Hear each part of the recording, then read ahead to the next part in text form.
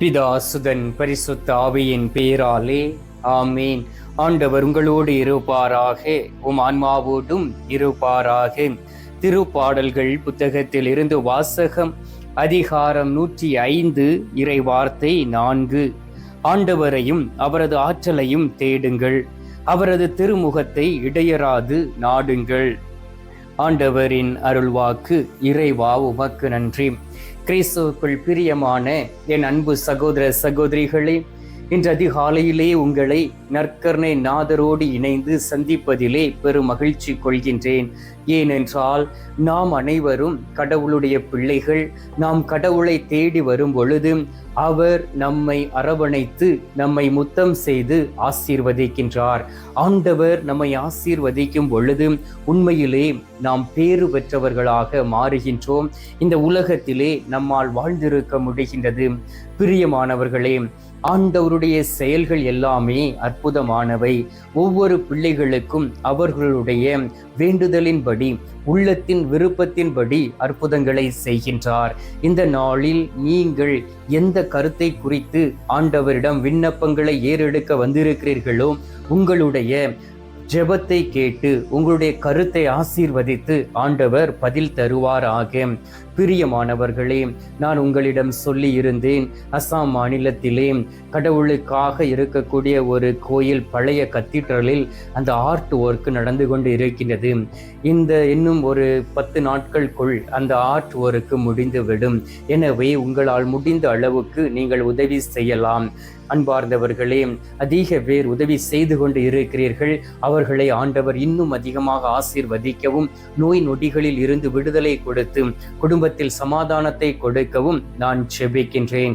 ஆண்டவருடைய கரம் எப்பொழுதும் நம்மை பலப்படுத்துவதாக. பிரியமானவர்களே, இந்த உலகத்தில் நாம் வாழக்கூடிய நாட்களிலே யாருடைய ஆற்றலை நாம் தேடுகின்றோம்? மனிதர்களுடைய ஆற்றலை தேடுகின்றோமா? மனிதர்களுடைய பெருமையை தேடுகின்றோமா? மனிதர்களுடைய பலத்தை நாம் தேடுகின்றோமா? மனிதர்களுடைய அரவணைப்பை தேடுகின்றோமா? அல்லது மனிதன் எனக்கு ஏதாவது ஒரு வழியில் உதவி செய்வான் என்று தேடுகின்றோமா? அல்லது இவை அனைத்தையும் விட்டுவிட்டு என் ஆண்டவர் என்னை ஆசீர்வதிப்பார், என் ஆண்டவர் என்னை உயர்த்துவார், என் ஆண்டவர் என்னை பாதுகாத்துக் கொள்வார், என் ஆண்டவர் என்னுடைய தேவைகளை சந்திப்பார், நான் கேட்பதற்கு முன்பாகவே அவர் மறுமொழி அளிப்பார் என்று சொல்லி ஆண்டவருடைய ஆற்றலை மட்டும் நாம் தேடிக்கொண்டு இருக்கிறோமா என்று இந்த நாளிலே நம்மையே சுய ஆய்வு செய்து கொள்ளும்படியாக கடவுள் நம்மை அழைக்கின்றார். ஏனென்றால் எந்த ஒரு மனிதனும் கடவுளால் படைக்கப்பட்ட ஒன்றை தேடி சென்று அந்த படைப்பிலே அவன் தனக்கு ஆற்றலும் பலனும் வேண்டும் என்று தேடுகிறான் என்றால் அவன் சபிக்கப்பட்டவனாக மாறிவிடுகின்றான். ஆனால் தன்னை படைத்தவரை தேடும் பொழுதும், தன்னை படைத்தவரை சென்று பார்க்கும் பொழுதும், தன்னை உருவாக்கியவரை நாடும் பொழுதும், அவருடைய ஆற்றலையும் பெருமையையும் நாம் தேடி கண்டுபிடித்து அதற்கு ஏற்ற ஒரு வாழ்க்கை வாழும் பொழுது உண்மையிலும் உண்மையுமாக ஆண்டவருடைய கரம் அவர்களோடு கூட இருந்து செயலாற்றும். அன்பார்ந்தவர்களே, ஆண்டவருடைய திருமுகத்தை நாம் இடையராது நாடும் பொழுது, அவருடைய திருமுகத்தை இடையராது தேடும் பொழுது, பயணம் செய்யும் பொழுது, நாம் உணவு உண்ணும் பொழுது, படித்து கொண்டு இருக்கும் பொழுது, அல்லது வேலை செய்து கொண்டு இருக்கும் பொழுது, மற்றவர்களோடு பேசும் பொழுது, உள்ளத்தின் ஆழத்தில் இருந்து ஆண்டவரை மட்டுமே தேடி நம்பிக்கொண்டு இருக்கும் பொழுது ஆண்டவர் முன்னிலையில் நாம் வாழ்ந்திருப்போம். பிரியமானவர்களே, ஆனால் இந்த உலகத்தின் இச்சையின்படி, உலக போக்கின்படி வாழ்ந்து மனிதருடைய முன்னிலையில் வாழ்ந்திருக்க நாம் முயற்சி செய்கின்றோம். எனவே தான் பக்கத்து வீட்டுக்காரர் ஒரு வீடை கட்டிவிட்டால் நாமும் ஒரு இடம் வாங்க வேண்டும் என்று நினைக்கின்றோம். பக்கத்தில் இருக்கிறவர்கள் ஒரு மோட்டார் சைக்கிள் வாங்கிவிட்டால் நான் ஒரு கார் வாங்க வேண்டும் என்று நினைக்கின்றோம். அதே போல் பக்கத்து வீட்டுக்காரன் தன்னுடைய மனைவிக்கு நகைகள் ஏதாவது செய்து கொடுத்து விட்டால் உடனடியாக கணவரை தொந்தரவு செய்து எனக்கும் அதே போல் நகை வேண்டும் என்று சொல்லி கேட்கக்கூடியவர்களாக நாம் மாறிவிடுகின்றோம். பிரியமானவர்களே, இவை அனைத்தும் மனிதர்களுக்கு முன்பாக வாழ்ந்திருக்க நாம் பெருமை அடித்துக் கொண்டு இருப்பது. சில பேர் கோயிலுக்கு வரும்பொழுது கூட பக்கத்தில் இருக்கிறவள் எப்படிப்பட்ட சேலை உடுத்திருக்கின்றார், எப்படிப்பட்ட நகை போட்டு இருக்கின்றார், எப்படிப்பட்ட அலங்காரம் செய்திருக்கின்றார், எப்படி தன்னுடைய முடியை சிகை அலங்காரம் செய்திருக்கிறார் என்று சொல்லி கவனிப்பதுதான் இதுதான் அவர்களுடைய பழக்கமாக இருக்கின்றது. எதற்காக கோயிலுக்குள் வந்தோம் என்பதை மறந்து போய் கடவுளை மறந்து மனிதனை நோக்கி போகிறார்கள். எனவே தான் இந்த ஆண்டவர் இந்த நாளிலே உங்களுக்கு வாக்கு கொடுக்கின்றார். என் மகனே மகளே, நீ யாருடைய ஆற்றலை தேடிக்கொண்டு இருக்கின்றாய்? என்னுடைய ஆற்றலை நீ தேடுகின்றாயா? நான் உனக்காக எல்லாவற்றையும் செய்து முடித்தேனே. நீ வாழ்ந்திருக்க வேண்டும் என்பதற்காக உன்னுடைய அவமானத்தை தாங்கிக் கொண்டேனே. நீ இந்த உலகத்தில் மகிழ்ச்சியோடு இருக்க வேண்டும் என்று சொல்லி உன்னுடைய நோய்களை சுமந்து கொண்டேனே. இப்படிப்பட்ட காரியங்களை செய்த பிறகும் கூட நீ என்னை மறந்து போய் மனிதனுடைய ஆற்றலை தேடி அலைந்து கொண்டு இருக்கின்றாயே என்று ஆண்டவர் மன வருத்தத்தோடு உங்களை பார்த்து கேட்கின்றார். பிரியமானவர்களே, திருப்பாடல்கள் 140வது அதிகாரம் 13வது வார்த்தையை வாசித்து பாருங்கள். அதில் சொல்லப்பட்டு இருக்கின்றது, மெய்யாகவே நீதிமான்கள் உமது பெயருக்கு நன்றி செலுத்துவார்கள் ஆக, நேர்மையாளர்கள் உம் திருமுன் வாழ்வார்கள் என்று சொல்லப்பட்டு இருக்கின்றது. யார் கடவுளுக்கு முன்பாக வாழ்ந்திருப்பார்கள்? நீதிமான்களும் நேர்மையோடு வாழ முயற்சி செய்கிறவர்கள்தான் கடவுளுக்கு முன்பாக வாழ்ந்திருப்பார்கள். ஏனென்றால் இப்படிப்பட்டவர்கள் மட்டுமே கடவுளுடைய ஆற்றலை தேடக்கூடியவர்களாக இருக்கிறார்கள். இப்படிப்பட்டவர்கள் கடவுளை கண்முன்பாக வைத்து நடக்கிறார்கள். எனவேதான் இந்த நாளிலே ஆண்டவரை மாட்சிப்படுத்தி, ஆண்டவரை பெருமைப்படுத்தி, அவர் நமக்கு வாக்களித்த அந்த பரிசுத்த ஆவியானுடைய வல்லமையை பெற்றுக்கொண்டு வாழக்கூடிய பிள்ளைகளாக நாம் இருக்க வேண்டும். அப்பொழுதுதான் நாம் ஆண்டவருடைய பலத்தின்படி இந்த உலகத்தில் எல்லா காரியங்களையும் செய்து முடிக்க முடியும். அன்பார்ந்தவர்களே, தானியேலை நீங்கள் உற்று கவனித்து பாருங்கள்.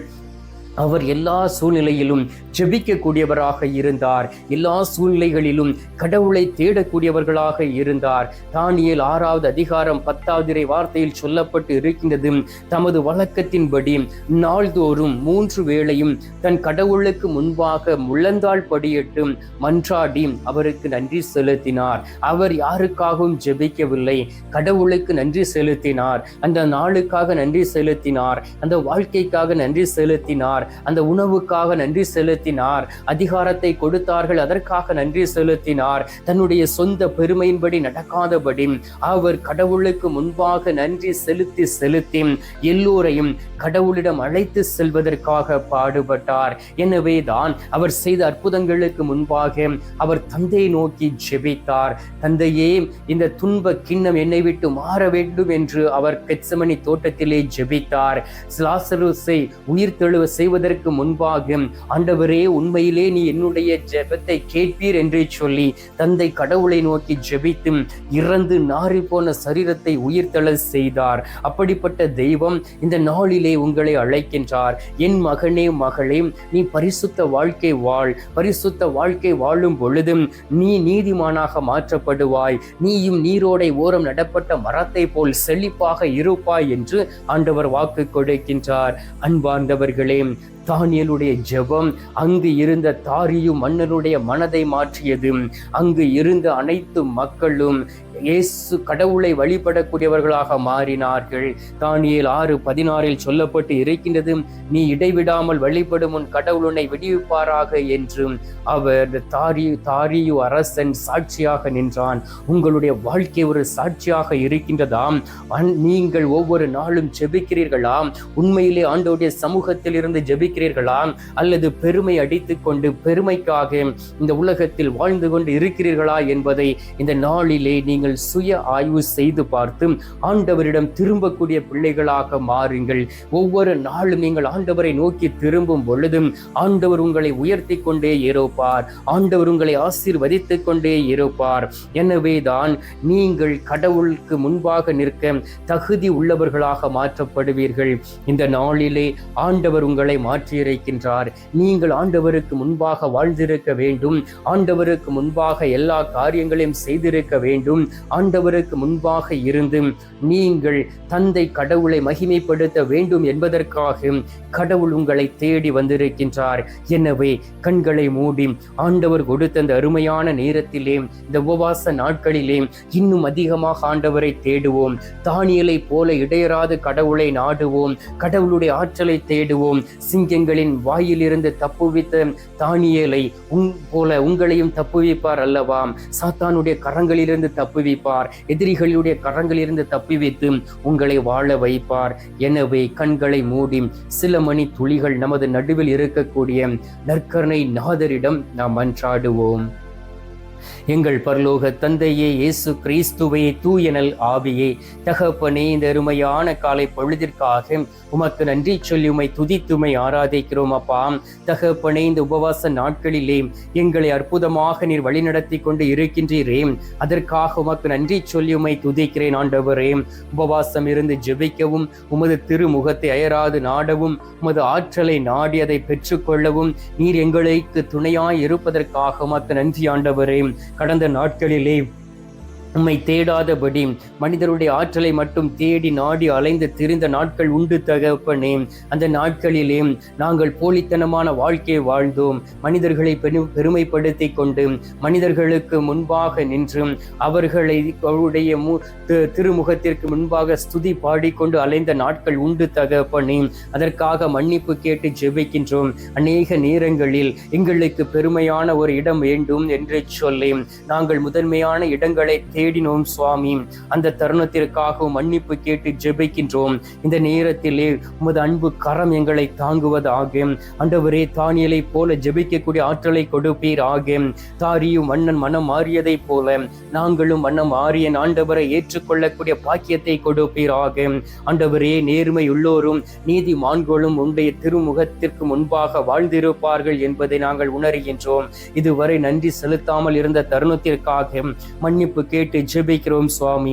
உமது கல்வாரி இரத்தம், உமது பரிசுத்த இரத்தம், மாசு மறுவற்ற இரத்தம் எங்கள் மீது ஊற்றப்படும்படியாகவும் மனம் திரும்பி நல்லதொரு வாழ்க்கை வாழ நீர் எங்களை வழிநடத்திட வேண்டுமாய்மை நோக்கி ஜெபிக்கிறேன். அப்பா, இந்த அருமையான நேரத்திலே அநேக மக்கள் உம்மை தேடி வந்து ஜெபித்திருக்கிறார்களே, அவர்களுடைய ஜெபங்களை கேட்டு பதில் தந்திட வேண்டுமாய் நோக்கி ஜெபிக்கிறோம் சுவாமி. தகப்பனே, இந்த அருமையான நேரத்திலே நீர் எங்களுக்கு ஆற்றலை தருவதற்காக உமக்கு ஸ்தோத்திரம். மீட்பெரும் இரட்சகருமான இயேசுவின் திருக்கரத்தில் ஒப்பு கொடுத்து எங்கள் தாய் கண்ணி மரியாள் வழியாக ஜெபிக்கின்றோம். அன்பு தந்தையே, ஆமேன். பரலோகத்தில் இருக்கிற எங்கள் பிதாவே, உம்முடைய நாமம் அர்ச்சிக்கப்படுவதாக, உமது ராஜ்யம் வருக, உமது சித்தம் பரலோகத்தில் செய்யப்படுவது போல பூலோகத்திலும் செய்யப்படுவதாக. எங்கள் அனுதின உணவை எங்களுக்கென்று அளித்தருளும். எங்களுக்கு தீமை செய்கிறவர்களை நாங்கள் பொறுப்பது போல எங்கள் பாவங்களை பொறுத்தருளும். எங்களை சோதனை விளைவிடாதையும் தீமையில் இருந்து எங்களை ரட்சித்தருளும். ஆமீன். அருள் இறைந்த மரியே, வாழ்க, கர்த்தருடனே, பெண்களுக்குள் ஆசீர்வதிக்கப்பட்டவள் நீரே, உம்முடைய திரு வயிற்றின் கனியாகிய இயேசும் ஆசீர்வதிக்கப்பட்டவரே. அஜிஷ்ட மரியே, சர்வேசுடைய மாதாவையும் பாவிகளா இருக்கிற எங்களுக்காக இப்பொழுதும் எங்கள் மரண நேரத்திலும் வேண்டிக் கொள்ளும். ஆமீன். பிதாவுக்கும் சுதனுக்கும் பரிசுத்த ஆவிக்கும் மகிமை உண்டாவதாக. ஆதியில் இருந்தது போல இப்பொழுதும் எப்பொழுதும் என்றென்றும் இருப்பதாக. ஆமீன். அன்பார்ந்தவர்களே, நற்கருணை நாதர் தரும் ஆற்றலையும் அவர் தரக்கூடிய ஆசீர்வாதத்தையும் பெற்றுக்கொள்வோம்.